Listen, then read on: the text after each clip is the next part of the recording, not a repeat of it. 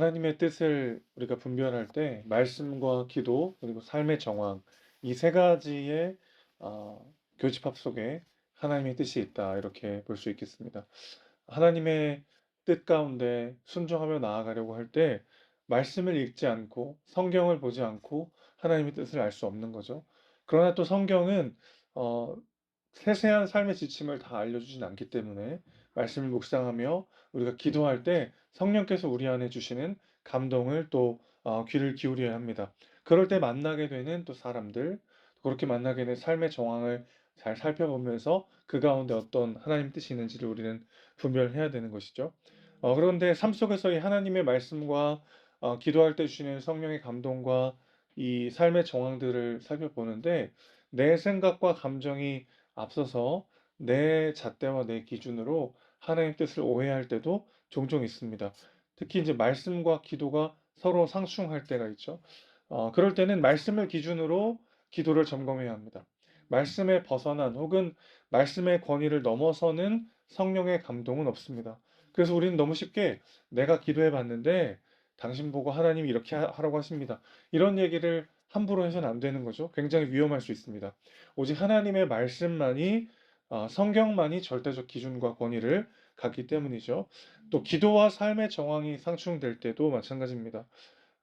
그럴 때 이제 사실 내 욕심과 내 생각이 개입되기가 가장 쉬울 수 있는데 요나의 경우를 한번 생각해 보세요. 요나는 니느웨로 가라는 하나님의 말씀을 거부하고 다시스로 도망가려고 이제 욥바라고 하는 항구에 갔습니다. 그런데 마침 다시스로 가는 배가 딱 거기에 있는 거예요.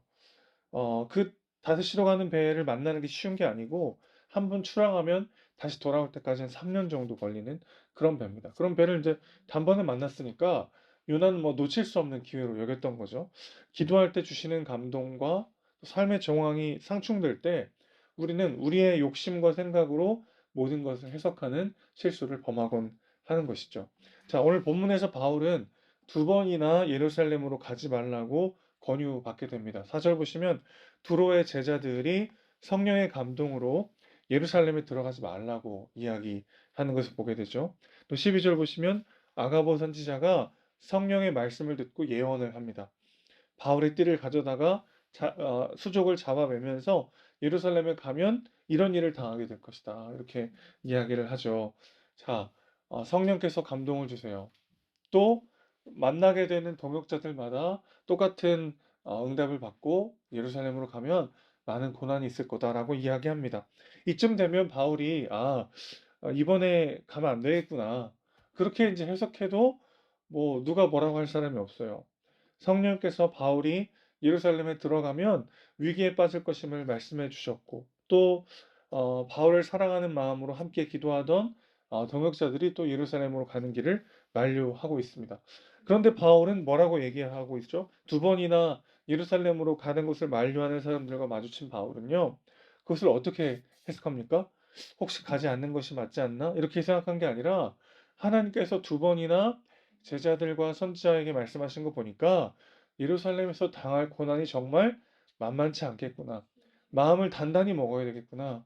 죽음을 각오하고 가야 되겠구나. 이렇게 해석하고 있는 것이죠.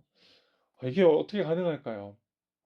우리는 얼마나 많은 순간 하나님의 뜻을 빙자하여 나의 욕심을 채우고자 할 때가 얼마나 많이 있습니까? 겉으로는 하나님의 말씀대로 사는 것 같지만 늘 내 생각과 내 잣대로 모든 것을 판단할 때가 얼마나 많았는지 모르겠어요. 하나님의 말씀과 또 기도할 때 주시는 성령의 감동이 삶의 정황들과 부딪힐 때 우리는 내 욕심과 내 생각으로 삶을 해석하지 않도록 더욱 하나님의 말씀을 붙잡아야 할 줄로 믿습니다. 이 핵심은 바로 13절에 나오죠. 그가 뭐라고 고백합니까? 여러분 어찌하여 울어 내 마음을 상하게 하느냐?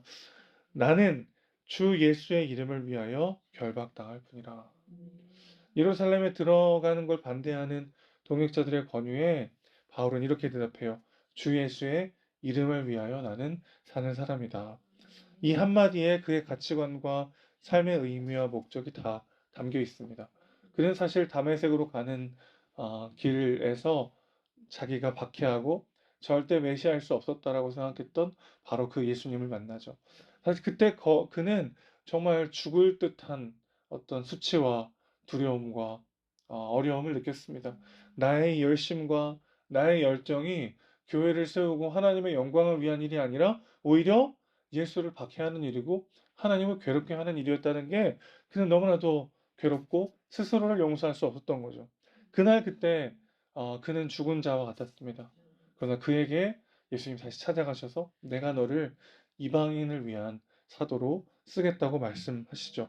그날 바울은 다시 태어났죠.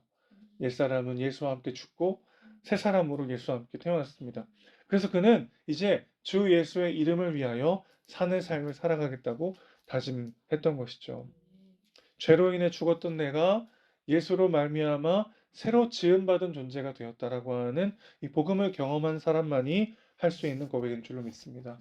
우리는 다 예수와 함께 죽고 예수와 함께 사는 존재들이죠. 주 예수의 이름을 위하여 사는 사람들인 줄로 믿습니다.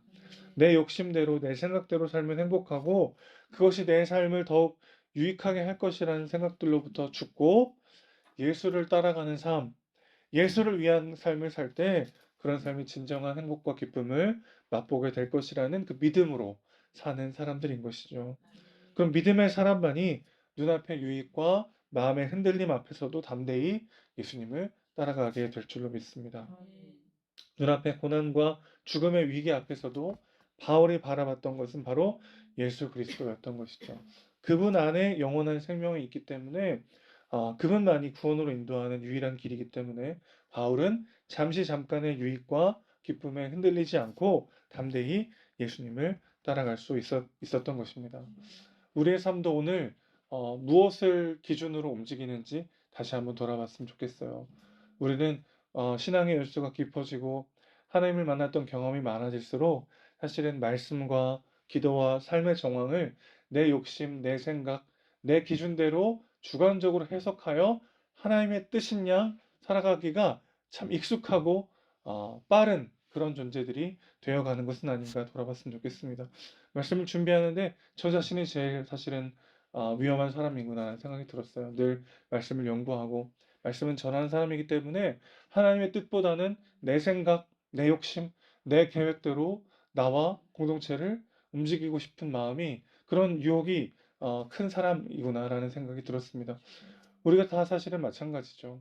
말씀을 묵상하고 말씀을 알아가고 또 기도하면서 하나님의 뜻대로 움직이는 삶에 익숙할수록 나도 모르는 사이에 내 욕심이 내 삶에 들어오고 내 욕심과 내 기준과 나만의 생각들로 말씀과 기도와 삶의 정황을 내 마음대로 해석하곤 하는 그런 함정에 빠지기가 더욱더 쉬워진다는 것입니다. 그럴 때마다 우리가 기억해야 되는 건 무엇입니까? 내가 정말 주 예수의 이름을 위하여 오늘 하루를 살아가고 있는가? 이 눈앞의 선택 앞에 정말 주 예수의 이름을 위하여 나는 이것을 선택하는가? 나의 삶을 움직이는 근본적 동기는 무엇인가? 오늘도 주님이 기억하시면 족합니다. 주님이 알아주시면 족합니다. 주님을 위하여, 주님과 함께 주 예수 그리스도의 이름을 위하여 살아가겠습니다. 이 고백이 우리의 고백 되시기를 주님의 이름으로 축원합니다. 하나님 아버지, 너무나도 익숙하고 능숙하고 빠르게 하나님의 말씀과 기도할 때 주시는 성령의 감동과 삶의 정황을 내 주관대로, 내 욕심대로, 내 생각대로 해석하여 하나님의 뜻을 빙자한 나의 뜻대로 내 삶을 살아가려 할 때가 얼마나 많았는지요. 다시 한번 주 예수의 이름 앞에 그 모든 것들을 내려놓는 우리가 되길 소망합니다.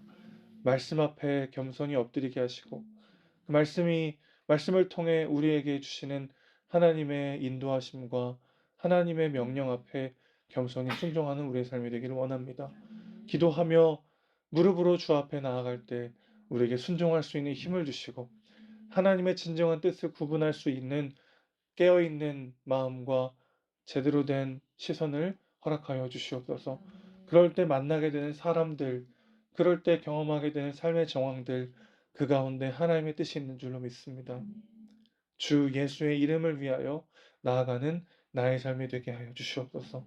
쉬운 길, 빠른 길, 편한 길만을 선택하는 것이 아니라 하나님 그리스도께서 날 위해 죽으시고 부활하심으로 새 사람 되어 이제 주 예수를 위하여 그 이름을 위하여 사는 삶으로 초대받았음을 기억하고 담대히 주님과 함께 주의 예수의 이름을 위하여 살아가는 오늘 하루가 될 수 있도록 아버지 함께하여 주시옵소서. 우리 사랑이시고 주인이신 예수님의 이름으로 기도합니다. 아멘.